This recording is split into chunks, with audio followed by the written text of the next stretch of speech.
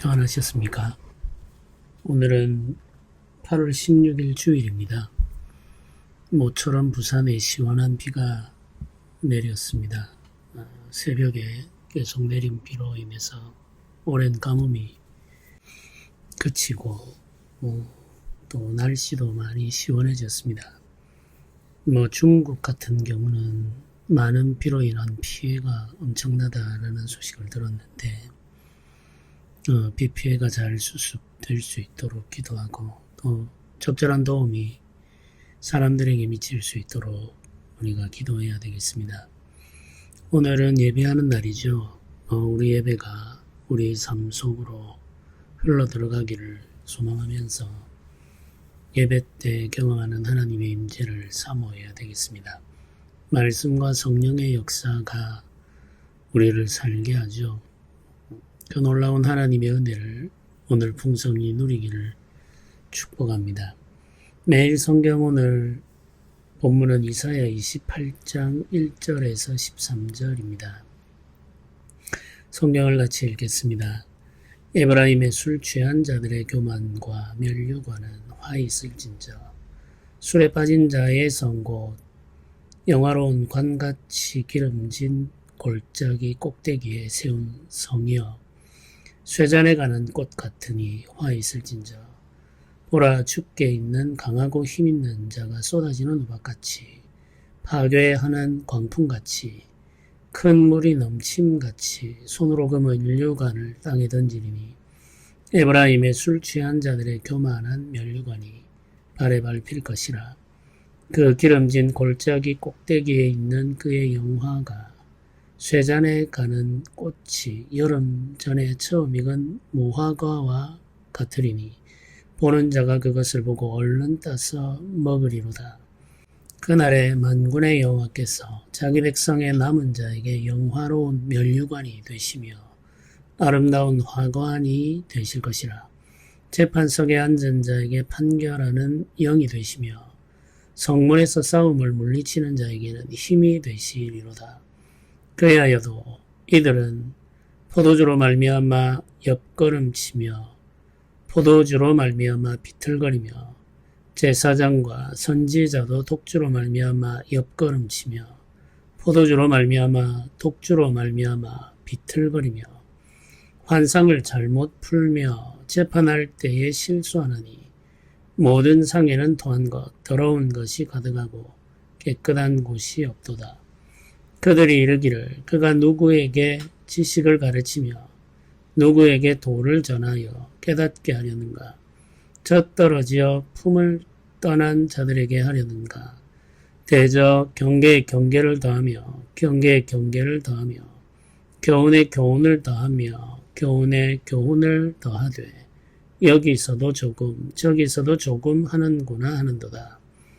그러므로 더듬는 입술과 다른 방언으로 그가 이 백성에게 말씀하시리라.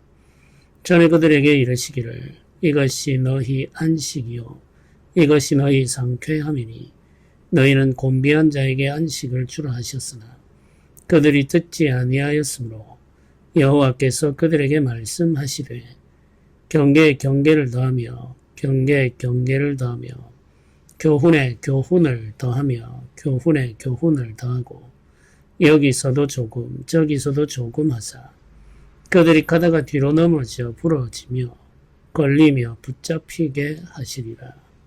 아멘. 하나님의 말씀이 마지막 날에 임할 심판과 회복, 심지어는 부활에 대해서 말씀을 하신 후에 다시 에브라임에 대한 심판의 말씀을 하고 계십니다. 에브라임의 술 취한 자들의 교만한 면류관은 화 있을지어 이렇게 시작하죠. 에브라임이라고 부르는데 이 에브라임은 이스라엘 10지파 가운데 가장 강한 힘을 가지고 있는 지파이죠. 에브라임이라고 부르는 것은 북이스라엘을 대표하는 지파를 부르는 겁니다. 북이스라엘 전체를 의미하는 거죠. 에브라임이라고 말하기도 하고 사마리아라고 말하기도 하죠. 오므리 왕 때부터 북이스라엘의 수도가 되었던 사마리아를 불러 북이스라엘을 가리키기도 하죠. 에브라임의 술 취한 자들의 교만한 면류관이라고 말합니다. 술 취한 자들은 에브라임의 힘있는 자들, 왕과 고관들과 귀족들과 부유한 자들을 가리키는 표현이죠. 이들이 무엇에 취했느냐? 술 취했다라고 하는 표현은 일종의 비유라고 할 수 있습니다. 실제로 이들이 술에 취했다는 의미도 있고, 술이라고 하는 것을 대표해서 이들이 취하여 있는 모든 것들에 대한 의미를 담고 있는 거죠. 이들은 권력에 취하고, 탐욕에 취하고, 또 부유함에 취하고, 안일함에 취하죠. 그들이 가지고 있는 모든 것을 사용하여서 이들이 즐거움에 취하기도 합니다. 이들은 취한 자들, 마치 술에 취한 자들과 같이 이 세상에 있는 것들에 취한 자들이죠. 이들이 이와 같이 취하게 된 원인은 그들의 교만에 있습니다. 자신들을 하나님과 같은 자로 여기는 그 교만함으로 말미암아 이들이 취하게 되는 거죠. 교만한 자들, 술 취한 자들의 교만한 면류관이 화가 있다. 교만하여 자기 마음대로 즐거움을 추구하는 자들의 면류관을 하나님께서 빼앗아 버린다. 이런 의미이죠. 술에 빠진 자의 성, 곧 영화로운 관같이 기름진 골짜기 꼭대기에 세운 성이 쇠잔에 가는 꽃 같다. 굉장히 수식어가 많죠. 영화로운 관같이 기름진 골짜기에 세운 성, 이렇게 표현합니다. 영화로운 관같이 기름진 골짜기 꼭대기에 세운 성. 기름진 골짜기니까 물과 땅이 좋다, 이런 말이죠. 그 성 그 골짜기 꼭대기에 성이 있으니까 안전하다, 이런 말이 되겠습니다. 영화로운 관같이 아름다운 성이라는 거죠. 안전하고 기름지고 힘있는 그런 성입니다. 그런데 이 성이 쇠잔에 가는 꽃 같다, 이렇게 말하죠. 꽃 같으니 화 있을진저.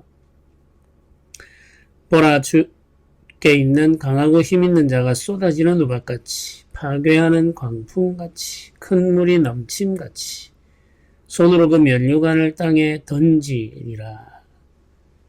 이제 에브라임이 자랑하고 있는 모든 아름다운 것들을, 그들이 누리고 있는 모든 좋은 것들을 하나님께서 저주하시고 그것을 빼앗아 땅에 던져버린다. 면류관을 땅에 던져버린다는 말은 그들이 귀하게 여기고 있는 그 모든 것을 빼앗아 더 이상 쓸모없게 만들어버린다. 이런 의미인 거죠. 에브라임의 술 취한 자들의 교만한 면류관이 발에 밟힌다.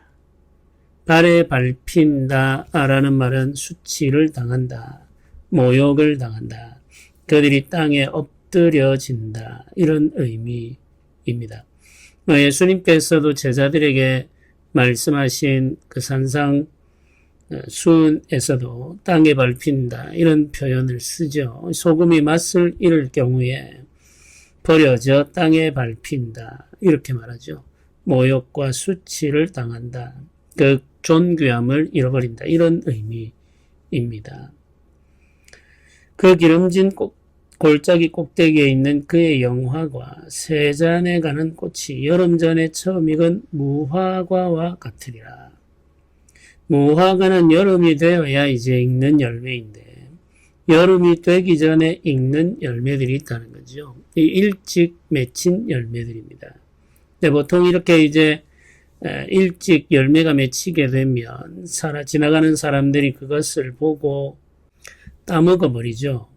그래서 이제 그 열매가 완전히 익지도 못한 채 떨어져 버리는 겁니다. 사람들의 입안으로 들어가 버리는 거죠.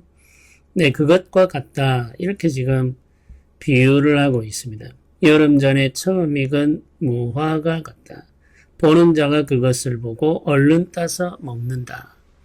보는 자가 참지 못한다는 거죠. 일찍 익은 그 무화과를 보고는 너무 먹고 싶어서 금방 따먹어버린다. 보는 자가 즉시로 따먹어버린다. 이렇게 지금 말하고 있습니다. 그러니까 이 에브라임이 가지고 있는 아름다움, 부귀와 영화, 이런 것들이 있는데 그걸 본 이방 백성들이 그걸 자신의 것으로 차지해버린다. 빼앗아가버린다. 이런 의미로 지금 말하고 있는 겁니다. 북이스라엘의 좋은 모든 것을 빼앗아간 것은 아수르죠. 아수르가 북이스라엘의 영화로움, 관, 아름답고 기름진 모든 것들을 빼앗아 자신의 소유로 만들어버리는 거죠. 북이스라엘은 그로 말미암아 심판을 받게 되는 겁니다. 북이스라엘의 심판을 한 번 더 언급하시면서 그 심판의 날에 남은 자들이 있을 것을 5절부터 알려주십니다. 그날의 만군의 여호와께서 자기 백성의 남은 자에게 영화로운 면류관이 되시며 만군의 여호와께서 남은 자에게 면류관이 되신다고 말하죠. 하나님께서 기업이 되신다. 이렇게 표현하기도 합니다. 우리 구약 성경에 종종 나오는 표현이죠. 하나님께서 그 백성들의 기업이 되신다. 기업이라는 말은 상속받은 땅이라는 의미죠. 네, 하나님께서 기업이 되신다. 여기에서는 이사야서 28장에서는 하나님께서 만군의 여호와께서 남은 자들의 면류관이 되신다.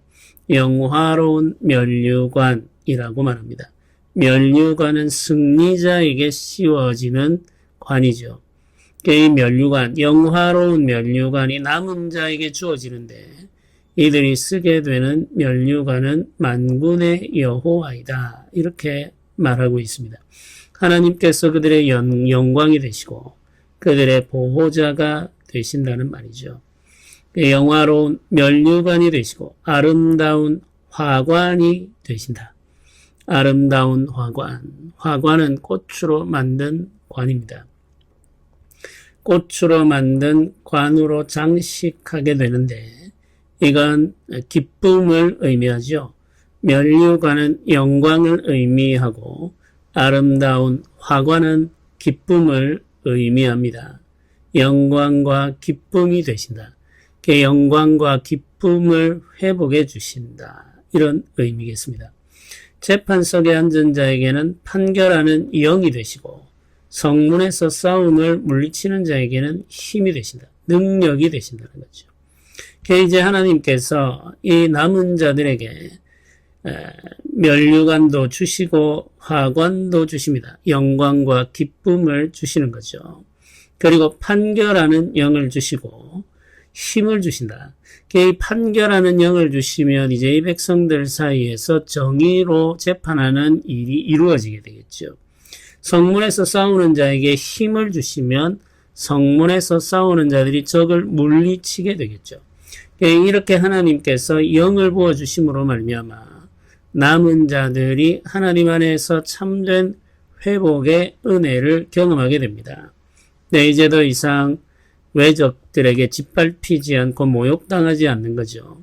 하나님이 주시는 판결하는 영 그리고 권능의 영이 있음으로 말미암아 이 남은 자들의 삶 속에 정의가 실현되고 그들의 땅을 견고하게 지켜낼 수 있게 됩니다. 판결하는 영이 임하여 정의가 실현될 때 성벽이 견고해진다는 사실을 우리는 알아야 되겠습니다. 이건 순서적으로 굉장히 중요합니다. 판결하는 영이 우리에게 필요하다는 이야기죠. 하나님의 정의를 실현할 수 있는 판결하는 영이 우리에게 있을 때 우리의 성벽을 지켜낼 수 있는 거죠.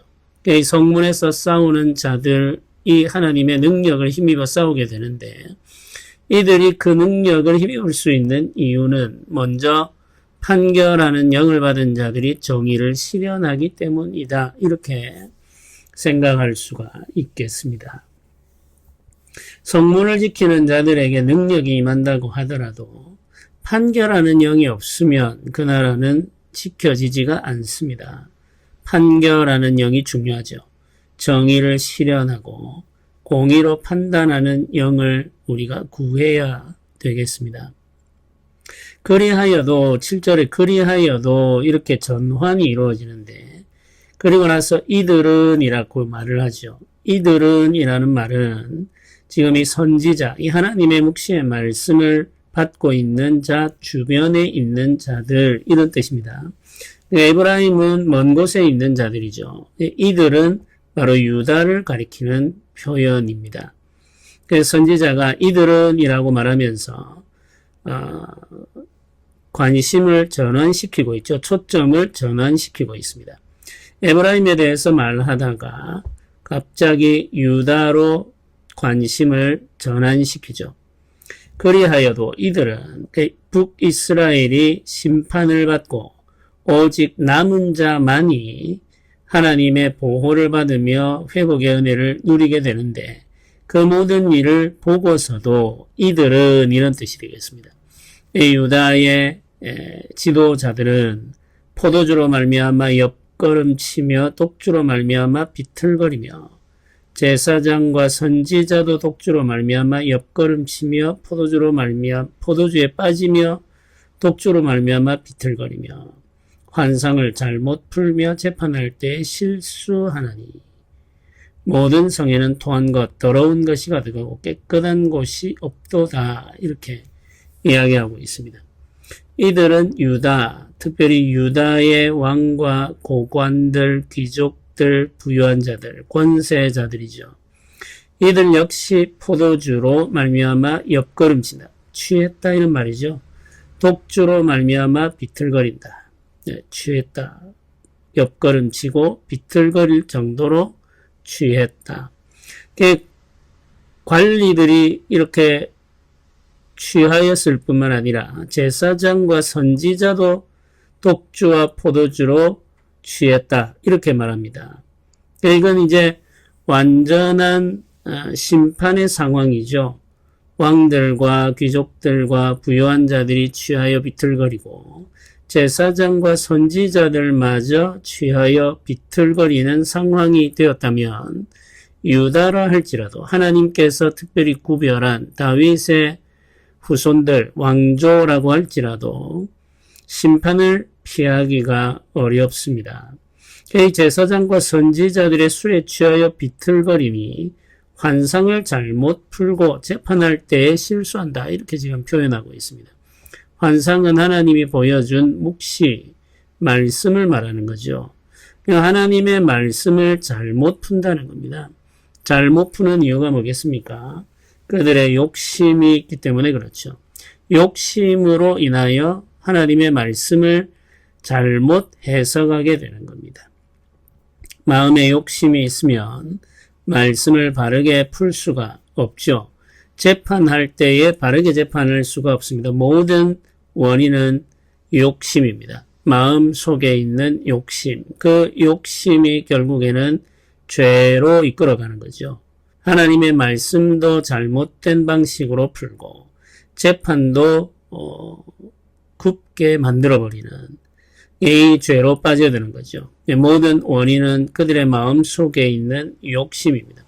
욕심에 취하면 분별력을 잃어버리게 되고 분별력을 잃어버리게 되면 말씀도 잘못 풀고 재판도 잘못 행하게 되어 있습니다. 선지자와 제사장마저도 취하여 길을 잃고 하나님의 말씀을 떠나게 되니까 모든 성이 더러워졌다, 부패해졌다 이렇게 선언하고 있습니다. 깨끗한 곳이 하나도 없다는 거죠. 그러면서도 그들이 하는 말이 9절부터 이어지는데 그들이 하는 말이 선지자 이사야를 향하여서 그들이 하는 말이 그가 누구에게 지식을 가르치며 누구에게 도를 전하며 깨닫게 하려느냐라고 말하면서 젖떨어져 품을 떠난 자들에게 하려느냐 이렇게 말합니다. 어린아이들에게 가르치려느냐 이런 말이죠.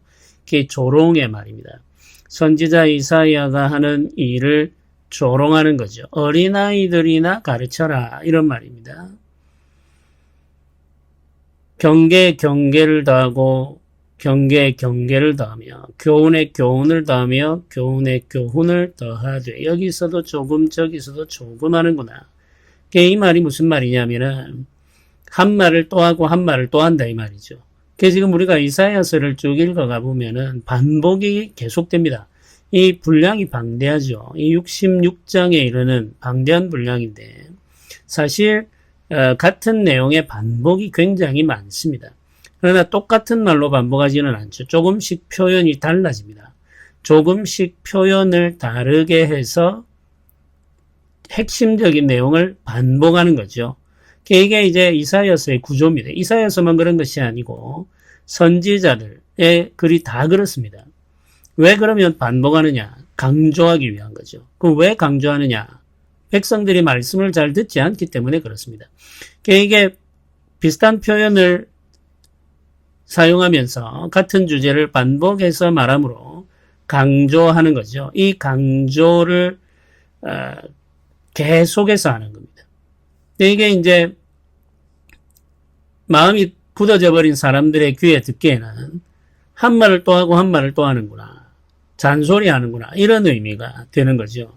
경계에 경계를 더하고 교훈에 교훈을 더한다. 잔소리를 계속 하는구나.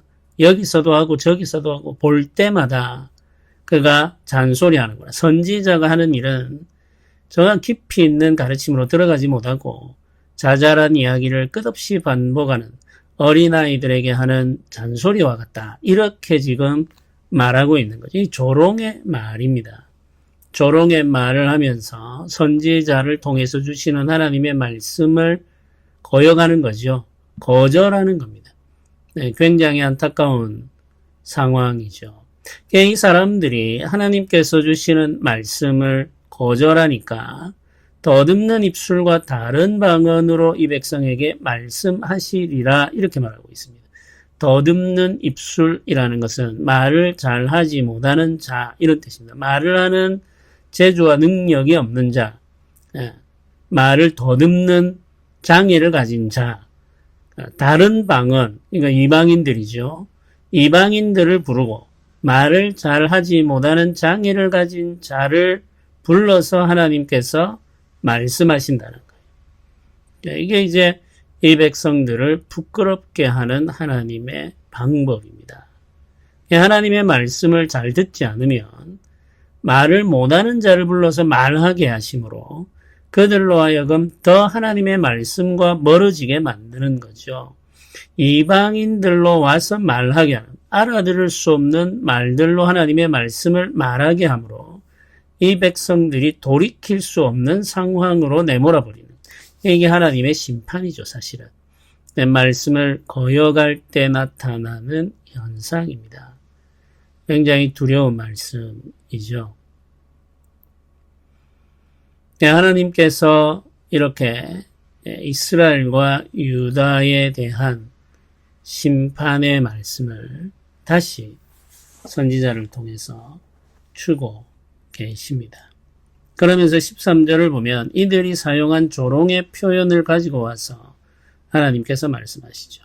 여호와께서 그들에게 말씀하시되 경계에 경계를 더하며 경계에 경계를 더하며 교훈에 교훈을 더하며 교훈에 교훈을 더하고 여기서도 조금 저기서도 조금 하사 그들이 가다가 뒤로 넘어져 부러지며 걸리며 붙잡히게 하시리라. 끝없이 반복하고 계속해서 말씀하시므로 결국에는 그들이 걸려 넘어져 부러지며 붙잡히게 하시리라. 하나님의 말씀으로 말미암은 심판을 예고하고 있는 겁니다. 성경은 끝없는 반복입니다. 변주라고 할 수도 있겠죠. 조금씩 표현을 다르게 해서 같은 주제를 반복하여 말함으로 강조하고 있습니다. 그게 성경의 표현 방식이죠. 우리가 거기에 익숙해져야 됩니다. 하나님께서 이와 같은 방식으로 말씀하시는 이유는 말씀을 잘 듣지 않는 우리의 본성의 원인이 있습니다. 우리가 주의 말씀을 잘 듣고 귀 기울여 듣고 부드러운 마음으로 들으면 하나님의 말씀은 달고 오묘하죠. 이 말씀을 부담스러워하고 불필요한 것으로 생각하며 잔소리처럼 여기면 이 말씀이 싫어지게 되죠. 어쩔 수 없는 일입니다. 우리 마음의 상태가 하나님의 말씀에 대한 반응을 결정하게 되어 있습니다. 오늘도 부드러운 마음으로 주의 말씀을 듣는 성도들이 되시기를 주님의 이름으로 부탁드립니다. 함께 기도드리겠습니다. 은혜로우신 하나님 아버지 감사합니다. 주께서 우리에게 베풀어 주시는 은혜가 있어 오늘까지 이르렀습니다. 주의 주시는 말씀을 귀히 여기고 그 말씀을 사모하며 말씀과 함께 살아가는 우리가 되게 하여 주옵소서. 예배 때 주의 임재를 경험하는 복이 있게 하여 주옵소서. 감사드립니다. 예수님의 이름으로 기도드립니다. 아멘.